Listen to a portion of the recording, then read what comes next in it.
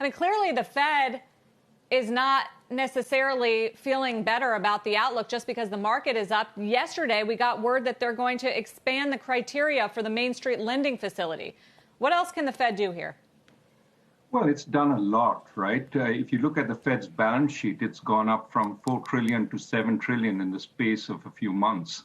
So it's expanded its balance sheet. It's lending to pretty much anything it can lend to, plus some more.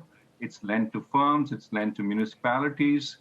The Fed has really pulled out all stops. Now, in terms of what it can do more, on the monetary policy side, very little apart from saying, we will not raise interest rates until dozen such criteria are met, and we'll be a little more tolerant on inflation. Perhaps some word on that will come in future meetings, probably not this one. And as far as expanding its balance sheet goes, it's very hard to think of what else it can buy. It's pretty much provided an enormous amount of support, which is why Fed chairman is saying it's up to the fiscal. We were just having a conversation about the market, Professor Rajan, and sort of the junky companies getting bought, companies in bankruptcy or companies that are just getting a liquidity lifeline but still have very poor fundamentals. Do you think this is all because of the Fed? Well, the Fed has a role here because it has intervened substantially in markets, and it has propped up even the fallen angels by intervening in the corporate bond markets. So yes, it has some role. The key concern for the Fed is in the short term, it doesn't want financial markets, especially credit markets, to break down. Because the concern also is if it props up companies that are better off restructuring, going through bankruptcy, sometimes even closing down, it may prevent the economy from going to where it really needs to go over the medium term. In the short run, I think it's pulling out all stops and support.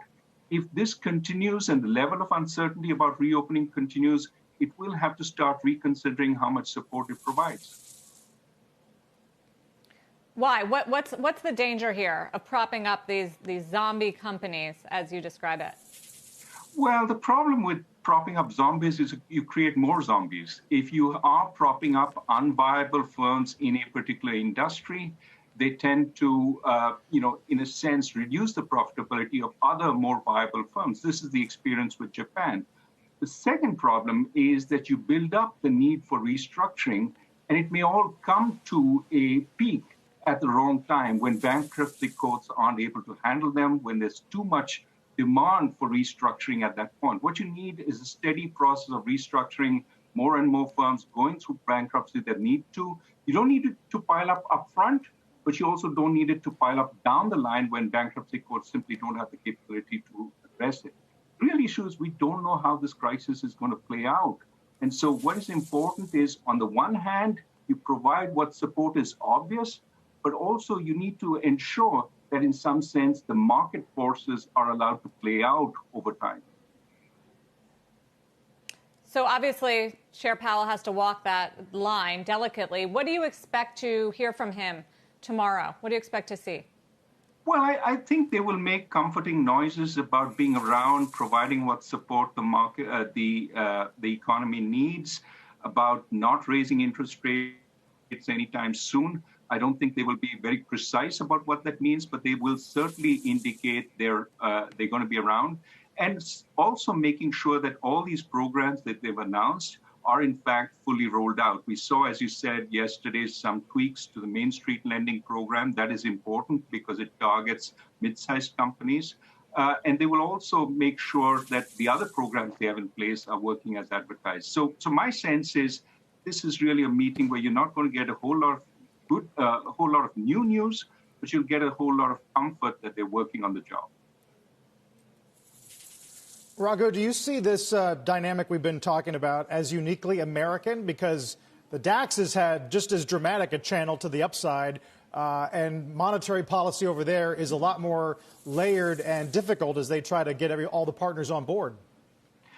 Yes, but I think in terms of the amount of support that governments have been giving, I think Europe has also done a tremendous amount, especially with some of the new announcements which go to the peripheral countries in Europe, the southern countries, and help them also with their fiscal.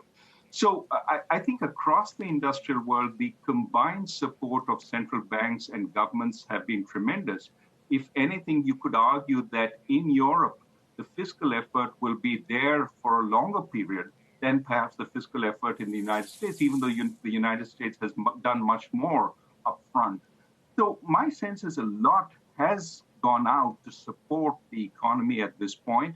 And some of the reaction you're seeing is because of that. Germany, for example, is doing a little better than people expected, and therefore markets are reacting. Now, there is still a lot of uncertainty, which is why I hear the commentary that this may be premature.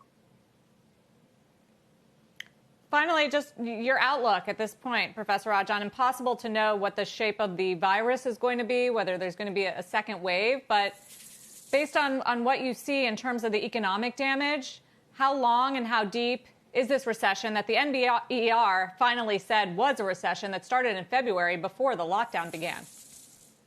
Well, I think what we're going to see is certainly some amount of rebound if the virus doesn't recur and we don't have a second wave. But my sense is that is going to be limited. At some point, we will hit the place where manufacturing is largely back. That will take some time, but it will largely come back. And then we're down to the areas which need a vaccine in order to come back fully, travel, hospitality, and so on.